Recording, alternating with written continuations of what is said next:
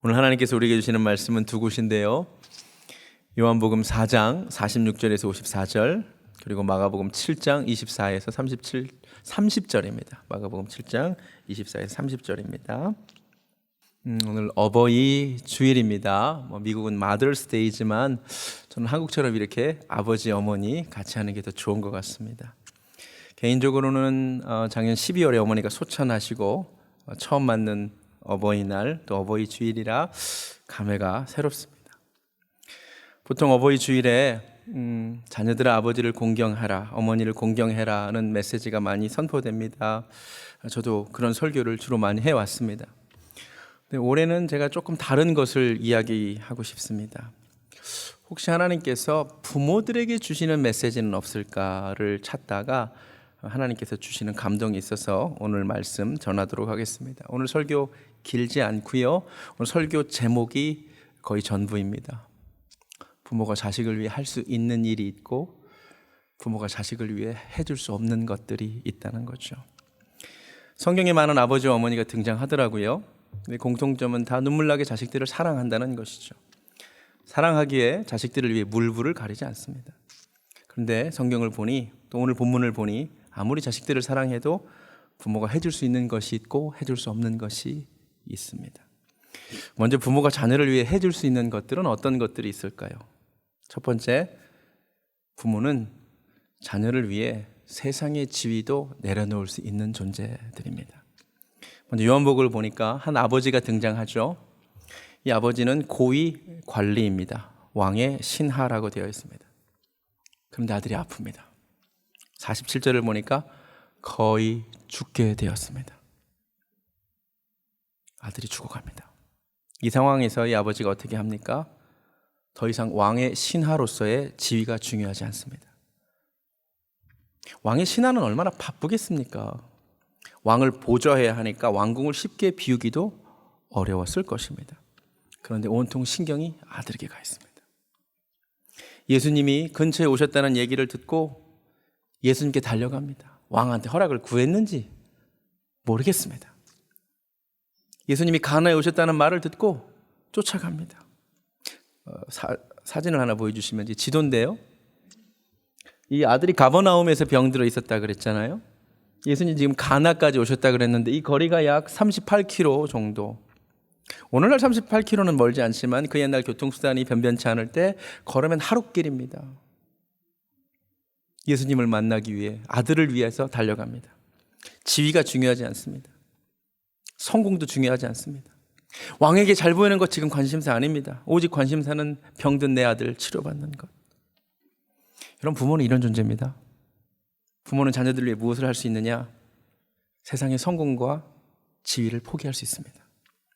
이 중에도 분명히 자식 하나 잘 키우려고 한국에서 누리던 지위 버리고 미국까지 오신 부모님들 분명히 있을 것입니다. 부모는 그런 존재입니다. 두 번째, 부모는 자녀를 위해 어떠한 수고도 마다하지 않습니다. 예수님을 만날 수만 있다면, 그래서 우리 아들이 고침받을 수만 있다면 먼 거리가 문제되지 않습니다. 47절을 다시 보면 그가 예수께서 유대로부터 갈릴리로 오셨다는 것을 듣고 직접 본인이 갑니다. 여러분, 다시 상기시켜 드리지만 왕의 신하입니다. 사람 시킬 수 있습니다. 51절을 보니까 종들이 분명히 있습니다. 그렇죠? 내려가는 길에서 그 종들을 만납니다. 종들 보낼 수 있습니다. 종들 보내지 않습니다. 자기가 직접 찾아갑니다. 하나도 멀지 않습니다. 38km 뛰어가는 길 하나도 멀지 않습니다. 부모는 그런 존재입니다. 자식을 위한 수고 하나도 수고롭지 않습니다. 특별히 한국 부모들은 우리 자식 좋은 대학 갈 수만 있다면, 학군 좋은 곳으로 이사하는 것, 그 수고롭게 여기지 않습니다. 요새 한국 부모님들이 맞벌이를 많이 하신대요. 근데 왜 맞벌이 하는지 아세요? 자식 사교육비 마련하려고. 맞벌이 기껏 해가지고 자식들 교육시키려고 돈 다 쓰는데 그걸 아까워하지 않습니다. 우리 미국은 어떤가요? 자녀들이 이제 대학을 타주로 가면, 우리 다 경험하는 일 아닙니까? 미국은 또 기숙사 시스템이 어떠냐면 방학하면 짐을 빼야 돼.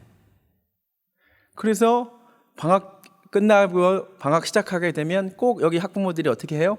편도 비행기 끊어가지고 날아가서 차에다가 짐 다 실어가지고 끌고 오는 수고 마다하지 않잖아요. 우리 교회도 뭐 자식이 보스턴에 대학 가고 LA로 대학을 가도 그 먼 거리 운전하는 것 정말 하나도 귀찮아하지 않고 4년 동안 몇 번이에요? 8번. 애가 또 4년에 졸업 못하고 5년이면 또 그걸 한단 말이에요. 형한테 시켜봐. 2번 할까? 누나한테 시켜봐. 얼마나 귀찮아 할 거야. 부모는 귀찮지 않아요. 부모는 자녀를 위하여 어떠한 수고도 마다하지 않습니다. 그게 부모입니다. 세 번째, 부모는 자녀를 위해 자존심 던집니다. 자녀를 위하여서라면 자존심 따위는 하나도 문제되지 않습니다. 요한복음 본문에서 왕의 신하는 자기 고위 관리라고요. 그렇지만 체면 따위 하나도 중요하지 않습니다. 예수님을 찾아가서 어떻게 하느냐? 가서 청합니다. 공손히 부탁합니다. 내려오셔서 내 아들의 병 좀 고쳐주소서. 근데 예수님이요, 일부러 자존심을 건드려요. 두 본문에서 공통적으로 예수님이 다 자존심을 건드립니다. 48절을 보니까 매우 퉁명스럽게 예수님이 이렇게 말씀하시죠. 예수께서 이르시되 너희는 표적과 기사를 보지 못하면 도무지 믿지 아니하리라. 예수님 일부러 그러시는 거죠. 그 말을 듣고 이렇게 반응할 수 있죠. 뭐라고? 내가 누군지 알아? 내가 왕의 고위 관리인데 여기까지 찾아와서 고쳐달라고 했으면 도와줄 일이지 라고 화낼 수 있습니다. 화 안 냅니다. 더 조아립니다. 49절 신하가 이르되 그런 말을 들었지만 주여, 영어로 Sir 존칭을 씁니다. 제발 내 아이가 죽기 전에 내려와 주세요. Sir, come down before my child dies. 자식을 위해서라면 자존심 중요하지 않습니다. 마가복음에 등장하는 수로보니 여인도 마찬가지입니다. 자식이 귀신 들렸습니다. 이 어머니가 예수님을 찾아갑니다. 그 앞에 엎드립니다. 여러분, 이 어머니가 예수님을 찾아간 것 자체, 엎드린 것 자체가 자존심 내려놓은 것이라는 걸 아십니까? 이 본문이 굉장히 중요한데요. 우리가 왜 이 본문을 잘 이해하지 못하냐면 우리는 자꾸 유대인들의 관점에서 성경을 읽습니다. 여러분, 유대인들은 되게 독특한 민족인 거 아세요? 유대인들은 세상을 이렇게 바라봅니다. 이 세상에는 딱 두 종류의 사람이 있는데 유대인 그리고 아닌 이방인. 이 유대인들의 세계관이죠. 그렇죠? 유대인들은 자기들은 선택받은 선민, 우리 말고 나머지는 다 개, 돼지 같은 이방인. 유대인들 되게 무서운 종족이죠. 그래서 우리가 이 성경을 읽을 때 아이고 그 유대인 앞에 이방인이 와서 엎드리구나. 당연하게 느끼시나요? 아니에요. 여러분, 그 당시 유대인들이 얼마나 됐을 것 같아요. 그리고 유대인들의 이 세계관을 사람들이 다 받아들였던 것도 아닐 거 아니에요. 실제로 그 당시 사는 사람들의 세계관은 완전히 달랐어요. 유대인들의 일방적 주장입니다. 우리가 선민이고 나머지는 다 이방인이라는 말은 유대인들의 일방적인 주장일 뿐이고 실제로 그 시대 고대 근동세계 통용되던 세계관은 아니에요. 당시 세계를 정치적으로는 로마 제국이 지배하고 있었습니다만 문화적으로 정신사적으로 지배하고 있던 것은 헬레니즘입니다. 혹시 들어보셨어요? 헬라 제국. 그 당시 다 그리스어를 썼습니다. 여러분, 당시 사람들은 세상을 이렇게 분류했습니다. 보여주시면 헬라인이 있고 헬라인 아닌 야만인이 있을 뿐입니다. 아시겠어요? 그러니까 유대인들의 일방적인 주장, 우리가 선민이고 나머지는 다 이방인이라는 것은 몇 안 되는 유대인들이 하는 주장이고 실제로 그 당시 사는 사람들은 세상을 그렇게 안 보고 교양 있는 사람, 그리스어 할 줄 아는 문화인, 헬라인, 헬라말 못하고 문화 경험하지 못한 이들은 이방인, 영어로 바바리안이라고 그러거든요. 왜 바바리안인 줄 아세요? 바바바 거린다는 거예요. 헬라말 못하고. 중국 사람 니네 바바바 거려, 니네 야만인이야. 페르시아 바바바 거려, 헬라어도 못하고 니네 야만인이야. 오늘 본문을 보니까 근데 이 여인이 어떤 사람이었느냐? 마가복음으로 와서 26절에 놀라운 이야기가 있는데 그 여자는 헬라인이었어요. 오히려 이 여자가 자존심이 훨씬 높은 거야. 나는 교육받고 헬라말 잘하고 그 당시 세계관에서 인정받는 헬라인인데 바바리안, 자기들이 야만인이라고 생각하는 유대인에게 가서 엎드리는 거야. 이 자체가 자존심 내려놓은 행동이었습니다. 예수님이 자녀의 이 자존심을 확 더 긁었죠. 자녀의 떡을 취하여 개들에게 던짐이 마땅치 아니하다. 유대인들이 가지고 있는 그 선민의식 그대로 보여준 거죠. 그래서 일부러 그러신 거거든요. 환장할 노릇입니다. 내가 야만인 앞에 가서 무릎 꿇었더니 한다는 얘기가 개 같다고. 그런데 자존심 또 내려놓습니다. 뭐라 그래요? 주여 옳습니다. 그런데 개도 주인의 상에서 떨어지는 부스러기 먹습니다. 놀라운 이야기입니다. 여러분, 부모는요, 자식을 위해서라면 자존심 따위는 다 내려놓을 수 있는 존재가 부모입니다. 여러분, 그런데 왜 부모가 자녀를 위해 지위도 포기하고 수고하기를 마다하지 않고 자존심도 내려놓을까요? 이유는 딱 한 가지죠. 왜 그럴까요? 자식을 눈물나게 사랑하니까. 여러분, 10계명에 내 부모를 공경하라는 계명은 있죠. 근데 부모에게 내 자식들 사랑하라는 계명이 있어요, 없어요? 왜 안 주실까요? 안 줘도 잘하는 걸. 그런 계명을 주실 이유가 없어요. 부모가 자식을 눈물나게 사랑합니다. 근데 자식이 부모 사랑하는 건 주님이 명령하셔야 돼. 공경하라고 명령하셔야 돼. 여러분, 핸드폰에 자식 사진 몇 개 있어요? 다 자식 사진이에요. 부모님 사진 몇 장 있어요? 몇 장 없어요. 페이스북이나 인스타그램 다 자식 사진 올려요. 저도 맨날 제 자식 사진 올려요. 막내.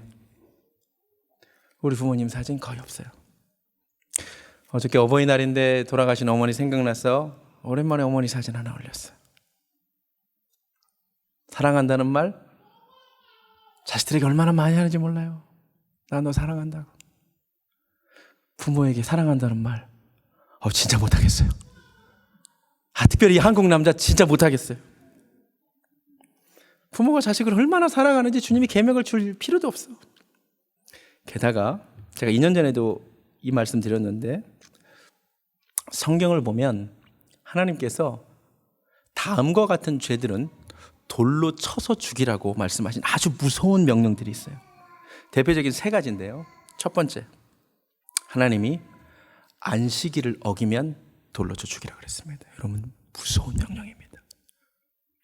두 번째, 간음하는 자는 그 간부와 음부를 돌로 쳐 죽이라 그랬습니다. 하나님은 성적인 부도덕을 매우 심각하게 보십니다. 간음하면 돌로 쳐 죽이라 그랬습니다. 세 번째, 매우 흥미롭게도 또 하나 돌로 쳐 죽이는 범죄가 있는데, 그것은 바로 부모를 거역하고 부모에게 함부로 대하는 폐륜하는 돌로 쳐 죽이라 그랬습니다. 신명기 21장입니다. 신명기 21장 잘 보세요. 18절부터 이렇게 되어 있습니다. 사람에게 완악하고 폐역한 아들이 있어 그의 아버지의 말이나 그 어머니의 말을 순종하지 아니하고 부모가 징계하여도 반항해 순종하지 아니하거든 그의 부모가 그를 끌고 성문으로 가게 되어 있습니다. 그 성읍 장로들을 불러서 말하기를 이 자식은 완악하고 폐역하고 부모 말도 안 듣고 방탕하고 술에 잠긴 자다. 그러면 그 성읍 사람들이 다 돌 들고 그 아이를 쳐 죽이게 되어 있습니다. 3가지입니다. 안식일을 거역하면 돌로 쳐 죽였습니다. 간음하면 하나님이 돌로 쳐 죽이라 그랬습니다. 부모를 거역하는 폐륜하는 돌로 쳐 죽이라 그랬습니다. 제가 성경을 읽다가 매우 흥미로운 사실을 한 가지 발견했습니다. 실제로 안식일을 거역한 사람 이야기가 민수기 15장에 나옵니다. 안식일 날 나무 하다가 잡힌 사람 이야기가 나옵니다. 실제로 그 사람이 돌에 맞아 죽습니다. 그러니까 안식일을 범하면 돌에 맞아 죽으라는 그 명령이 실제로 실행이 됐다는 얘기입니다. 요한복음 8장을 보니까 간음하다가 현장에 잡힌 여인 이야기가 나옵니다. 다 사람들이 손에 돌을 들고 있습니다. 돌로 쳐 죽이려고. 그렇다면 실제로 간음하다가 잡히면 돌에 맞아 죽었다 이 말입니다. 실제로 그 명령 그대로 행해졌다 이 말입니다. 너무나 놀라운 사실.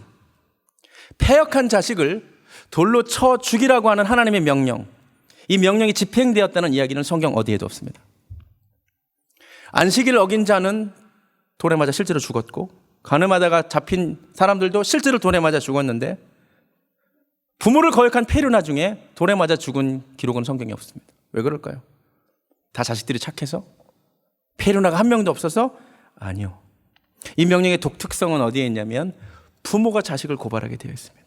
성경 다시 보여주시면 부모가 그 폐륜아를 데려다가 성읍 장로들에게 가서 이 자식은 그런 나쁜 놈이라고 고발하면 다 돌에 맞아 죽게 되어 있습니다. 그런데 한 명도 돌에 맞아 죽지 않았다는 말은 무슨 말이냐? 폐륜아가 없었던 것이 아니라 그 어떤 부모도 내 자식 고발하지 않았다 이 말이에요. 내 자식이 아무리 폐륜아여도 알려지면 이 자식이 사람들에게 돌에 맞아 죽을까 봐 부모가 전전긍긍하고 숨겼지, 그 자식 고발한 부모는 한 명도 없었다 이 말이에요. 이게 부모입니다. 성경에 실제로 유명한 페루나가 하나 나오는데 누가복음 15장에 등장하는 탕자입니다. 페루나입니다. 아버지를 찾아가서 말합니다. 재산 나눠달라고. 이 말은 당신 빨리 죽었으면 좋겠다 이 말입니다. 이스라엘 백성들은 아버지가 죽어야 재산을 나누거든.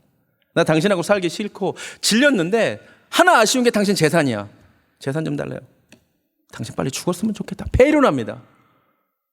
근데 성경에 그 부모가 이 자식 페루나라고 성읍으로 끌고 가지 않습니다. 부모는 그런 존재입니다. 네, 부모는 자녀를 사랑합니다. 사랑하기에 지위도 포기하고 자존심도 포기하고 수고를 아끼지 않습니다. 그런데요, 부모가 자녀들을 사랑해서 그렇게 많은 걸 해주지만 오늘 본문을 보니까 부모가 해줄 수 없는 것들도 분명히 있습니다.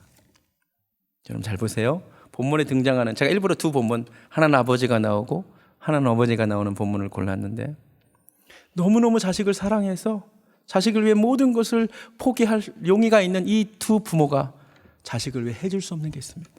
그게 뭐냐? 자식들이 가진 근본적인 문제를 해결을 못 해주는 거예요. 요한복음에 등장하는 왕의 신하의 아들은 죽을 병에 걸렸어. 아버지가 이 문제 해결 못 해줍니다. 사랑해도 이 문제 해결 못 해줘요. 마가복음에 등장하는 여인, 귀신 들렸어요. 딸이 어둠의 영에 잡혀 있어. 부모가 자식을 아무리 사랑해도 이 문제 부모가 해결 못 해줍니다. 자녀가 가진 근본적인 문제는 부모가 해결 못 해줍니다. 여러분, 그런데 그거 아세요? 본문에 등장하는 자녀들만이 아니라 우리 자녀들도 우리 모두가 다 죽을 병에 걸려 있습니다. 케르 케고르는 죽음에 이르는 병이라고 하는 책을 썼습니다. 죽음에 이르는 병이 절망이라고 설명을 하는데, 실제로 책을 좀 더 읽어보면 그것은 죄라고 되어 있습니다. 케르 케고르가 철학적으로 복잡하게 표현을 했지만 사실 성경이 하는 이야기가 그것입니다. 우리 모두는 아담의 후손으로 죄성을 가지고 죄인으로 태어납니다. 우리 다 죽음에 이르는 병에 걸려 있습니다. 아이들이 너무 착해 보이지만 아이들이 다 죄성을 가지고 태어납니다. 죽음에 이르는 병에 걸려 태어납니다. 부모가 그 자식의 그 문제 해결 못 해줍니다. 이 세상이 어둠의 영이 지배하는 세상입니다. 이 세상의 문화, 이 세상의 학문, 이 세상의 교육을 어둠의 영이 사로잡고 있습니다. 음란의 영, 쾌락의 영 사로잡고 있습니다. 너무나 이 아이들이 어둠의 영에 붙잡히기 쉬운 세상입니다. 아이들이 어둠의 영에 잡혀도 부모가 해결 못 해줍니다. 두 부모가 예수님께 나왔습니다. 여러분, 우리가 해결할 수 없는 문제를 가지고 우리도 예수님께 나아가야 할 줄로 믿습니다. 예수님께로 나아가서 그 근본 문제를 해결받았습니다. 여러분, 우리도 자녀들이 가진 이 근본적인 문제, 이 영적인 문제를 가지고 예수님께 나가야 됩니다. 자녀 문제를 가지고 우리가 주님께 나가죠. 자녀를 위해 기도하죠. 우리 자녀 좋은 대학 가기를 원한다고, 우리 자녀 좋은 배우자 만나기 원한다고, 우리 자녀 좋은 직장 얻기를 원한다고, 우리 자녀를 위해 기도하죠. 그런데 여러분, 그것들은 자녀가 가진 근본적인 문제가 아닙니다. 우리 자녀들이 가진 근본적인 문제는 그렇게 착해 보이지만 죄인이라는 거예요. 죄성을 가지고 태어나서 조금만 자라면 이 세상의 죄악된 문화와 결합하여 죄악된 삶을 살 것이라 이 말이에요. 어둠의 영이 지배하는 이 세상에서 어둠의 영에게 사로잡힐 수 있는 존재가 우리 자식들이라는 거예요. 이 근본적인 문제를 가지고 하나님께 나가야 할 줄로 믿습니다. 전 5 아이가 있습니다. 다해, 다은, 다윗, 다빗, 다니엘. 얼마나 헷갈리는지 한 놈을 부르려면 5 이름이 다 나와야 됩니다. 아유, 얼마나 사랑스러운지 모릅니다. 저도 이 아이들을 위하여 많은 것을 포기할 수 있습니다. 제가요, 옛날 양복들이 다 공통점이 있는데 오른쪽 왼쪽 어깨에 다 애기들 침 자국, 토한 자국 다시 생길 겁니다. 양복 따위? 아유, 아깝지 않습니다. 자식을 위해서라면 제가요, 애들이 새벽 2시에 깨서 울건 3시에 깨서 울건 기저귀 갈아주고요, 우유 타주고요, 막 그게 재웁니다. 자식을 사랑하니까. 제가 새벽마다 자녀들을 위해 기도합니다. 그리고 오늘 말씀을 통해 다시 한번 깨달았습니다. 아이들 영혼의 문제를 놓고 진짜 기도해야 되겠구나. 다 죄인으로 태어난 아이들이니까. 여러분 아이들 위해 기도하시기 바랍니다. 주님 우리 아이들 좀 살려주세요. 우리 아이들 좀 구원시켜주세요. 우리 아이들 악한 영에 사로잡히지 않게 지켜주세요. 이 문제가 너무 중요한 문제 아니에요? 자식이 좋은 대학 가면 뭐예요? 죄로 죽어가는데. 취업 잘하면 뭐해요? 어둠의 영에 사로잡히는데. 근본적인 문제, 영적인 문제 가지고 주님께 나아가기를 주님의 이름으로 부탁드립니다.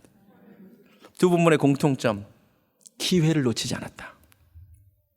요한복음에 등장하는 아버지는 예수님이 가까이 오셨다는 말을 듣고 그 기회를 놓치지 않았습니다. 수르보니게 여인도 예수님이 시돈 땅에 오셨다는 말을 듣고 그 기회를 놓치지 않았습니다. 자녀를 위한 것 마찬가지입니다. 때가 있습니다. 때가 있습니다. 기회를 놓치지 않기를 부탁드립니다. 자녀들이 더 병들기 전에, 자녀들이 세상의 영에게 완전히 사로잡히기 전에 자녀의 근본 문제를 위하여 주님께 나아가시기 바랍니다. 또 두 사람은 주님의 말씀을 다 굳게 신뢰했습니다. 주님이 말씀하시니까 믿고 갔다라고 말합니다. 여러분 자녀를 향한 하나님의 말씀을 신뢰하시기를 바랍니다. 두 사람 다 인내했습니다. 예수님이 일부러 자존심을 긁고 시험하십니다. 포기할 뻔한 것들이 있었습니다. 근데 둘 다 포기하지 않습니다. 여러분 인생의 어느 순간에 자녀를 위한 것을 포기할까 하는 생각이 들 때가 있습니다.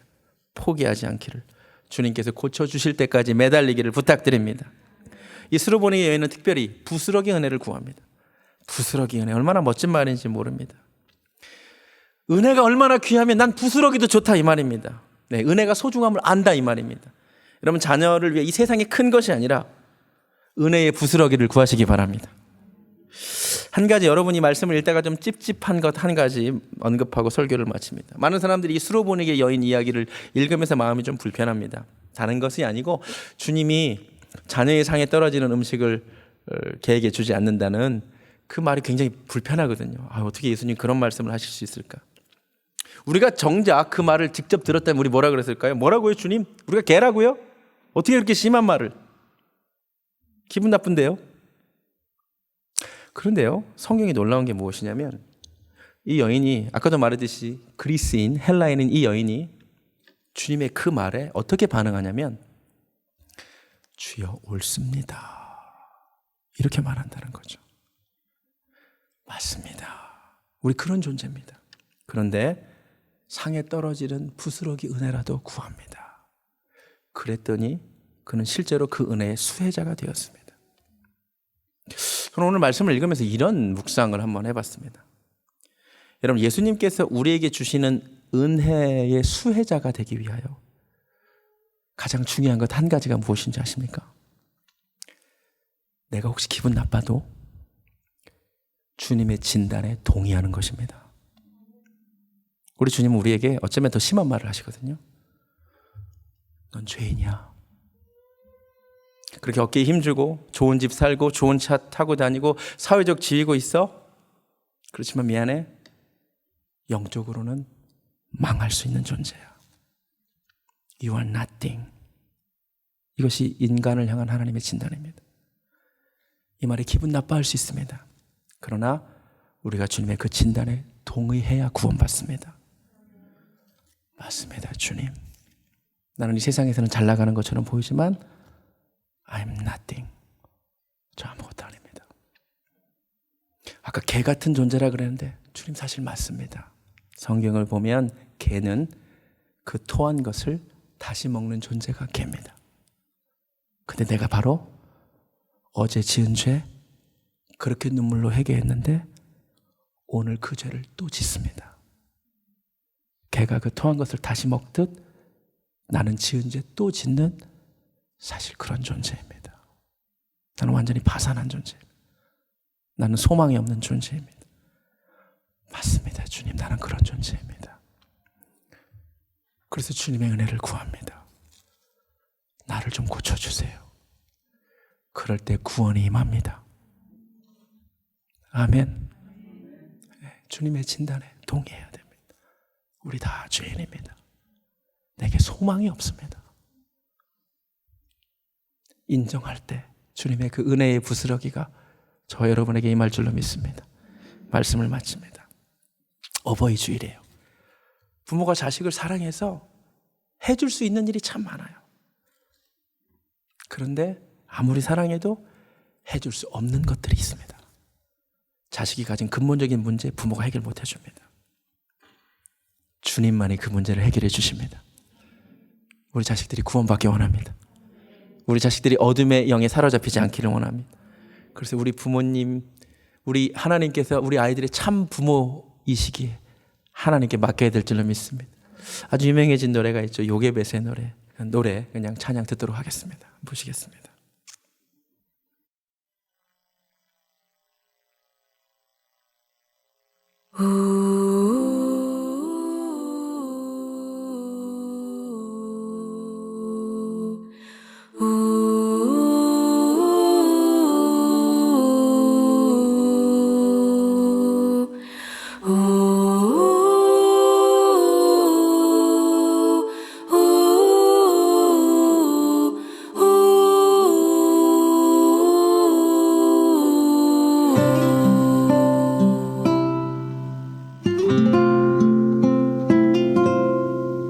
작은 갈대 상자 물이 새지 않도록 역청과 나무진을 칠하네. 어떤 맘이었을까 그녀의 두 눈엔 눈물이 흐르고 흘러 동그란 눈으로 엄마를 보고 있는 아이와 입을 맞추고 상자를 덮고 강가에 띄우며 간절히 기도했겠지. 정처 없이 강물에 흔들흔들 흘러내려가는 그 상자를 보며 눈을 감아도 보이는 아이와 눈을 맞추며 주저앉아 눈물을 흘렸겠지. 너의 삶의 참 주인, 너의 참 부모이신 하나님 그 손에 너의 삶을 맡긴다. 너의 삶의 참 주인, 너를 이끄시는 주 하나님 그 손에 너의 삶을 드린다.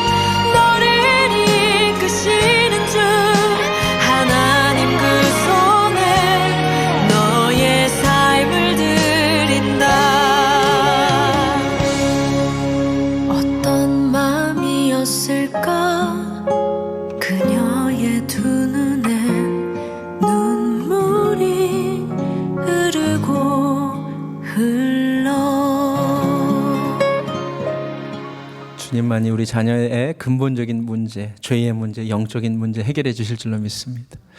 이 찬양 함께 부르고 싶은데 앞에는 좀 어려워요. 우리 후렴만 한번 불러보겠습니다.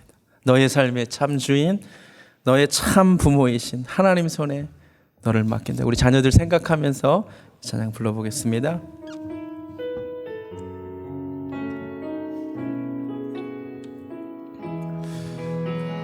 너의 삶의 참 주인, 너의 참 부모이신 하나님 그 손에 너의 삶을 맡긴다. 너의 삶의 참 주인, 너를 이끄시는 주 하나님 그 손에 너의 삶을 드린다.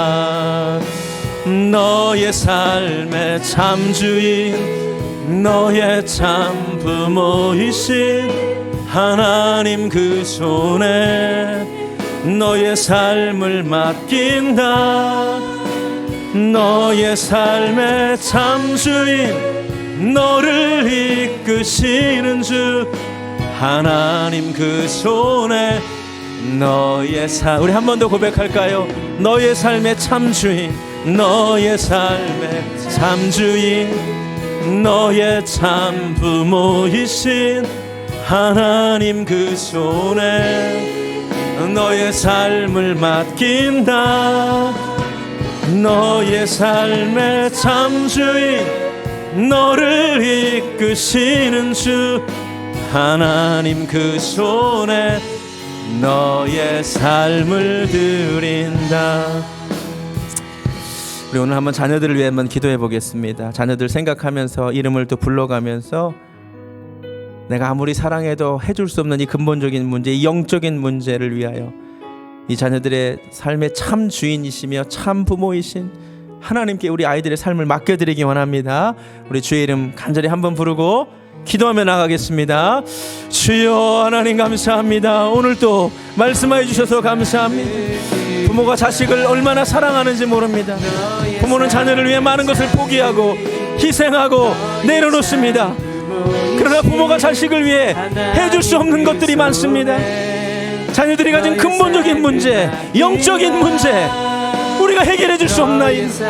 아버지, 우리 사랑하는 자녀들이 아담의 후손으로 죄인으로 태어나서 죽음에 이르는 병에 걸려 있는데 아버지, 이 문제를 우리가 해결해 줄 수 없사오니 예수 그리스도의 보혈로 이 자녀들을 치료하여 주시옵소서.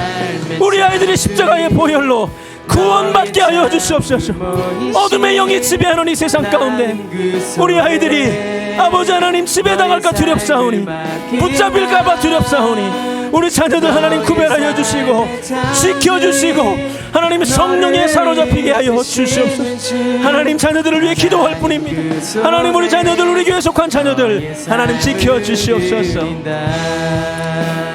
너의 삶의 참 주인, 너의 참 부모이신 하나님 그 손에 너의 삶을 맡긴다.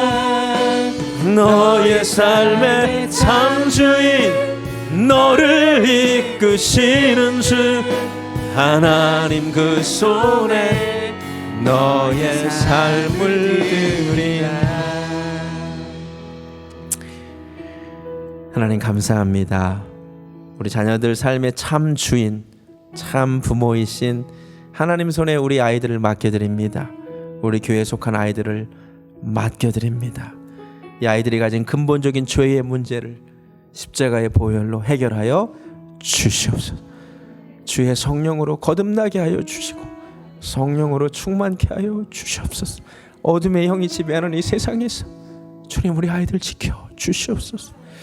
이제는 우리 주 예수 그리스도의 은혜와 하나님 아버지의 극진하신 사랑과 성령님의 역사하심이 우리 아이를 하나님께 맡겨드리고자 하는 사랑하는 베들교회 성도님들 머리 위에 지금부터 영원까지 함께 하시기를 간절히 축원하옵나이다. 아멘.